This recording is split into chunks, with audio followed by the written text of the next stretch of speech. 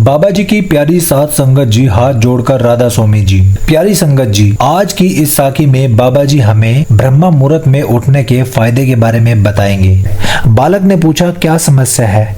पिताजी ने कहा कि जब तक तुम सोकर उठोगे तब तक बाबा जी से मिलने का समय समाप्त हो जाएगा।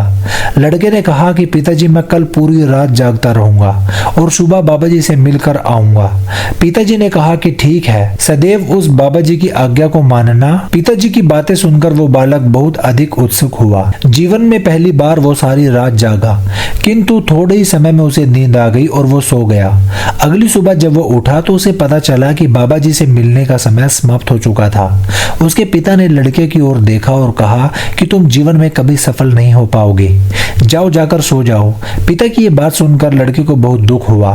उसने मन ही मन समय को चुनौती दी कि कल सुबह वो बाबा जी से मिलने अवश्य जाएगा। उसने अपने हाथ में एक छोटा सा एक घाव बना लिया।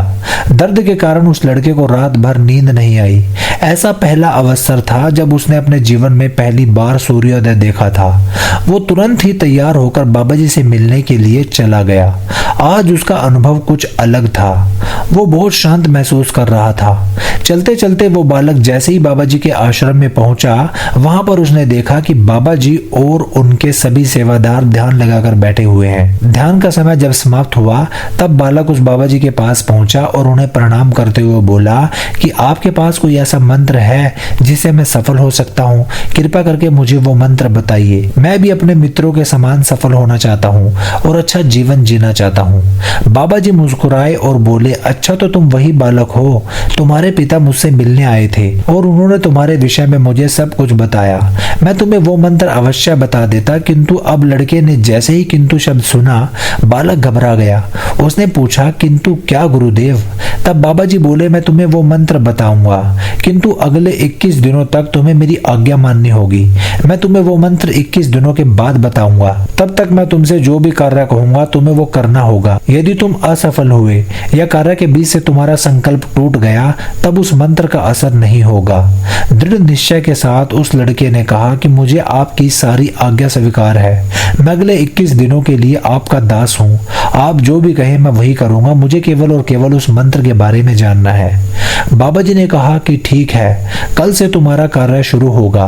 तुम इस आश्रम में निवास करोगे। वो बालक आश्रम में निवास करने के लिए तैयार हो गया।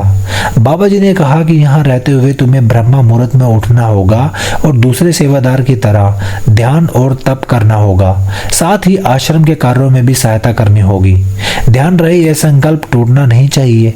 अब बालक बाबा जी की बातों से सहमत हो गया। अगले दिन से उसके कार्य के दिन की शुरुआत थी। इस बार लड़के ने इतना दृढ़ निश्चय किया था, किंतु 1 सप्ताह बीतने के पश्चात ही उसका संकल्प टूट गया और वो 8वें दिन देर तक सोता रहा। जब वो जागा तो उसने कहा कि मुझसे कितनी बड़ी भूल हो गई है। वो रोते हुए बाबा जी के पास पहुंचा और बोला कि हे गुरुदेव, मेरा संकल्प टूट गया है। अब मैं जीवन में कभी सफल नहीं हो पाऊंगा। बाबा जी ने उसे समझाते हुए कहा कि एक बार फिर से शुरुआत करो, फिर से संकल्प करो। लड़के ने बाबा जी से प्रश्न किया कि सुबह उठना इतना आवश्यक क्यों होता है और यहाँ पर सभी लोग इतनी जल्दी क्यों उठ जाते हैं? तब बाबा जी ने लड़के को समझाते हुए कहा कि सुबह यानी ब्रह्मा मुहूर्त में उठने के पीछे बहुत बड़ा विज्ञान छिपा हुआ है। लड़के ने कहा कि कृपा करके मुझे वो विज्ञान बताने की कृपा करें। बाबा जी ने कहा कि रात्रि को 4 पहर में बांटा गया है। पहला रुद्र काल, जिसका समय शाम 6 बजे से लेकर 9 बजे तक होता है। दूसरा राक्षस काल, जिसका समय 9 बजे से 12 बजे तक होता है। तीसरा गंधर्व काल, जिसका समय रात्रि 12 बजे से 3 बजे तक होता है। और सबसे अंत में जो पहर आता है उसे मनोहर काल कहते हैं। इस समय को ब्रह्मा मुहूर्त या अमृत बेला के नाम से भी जाना जाता है। इसका समय 3 बजे से सुबह 6 बजे तक होता है, जिसमें 3:30 बजे से लेकर 5:30 बजे तक बहुत ही महत्वपूर्ण समय होता है।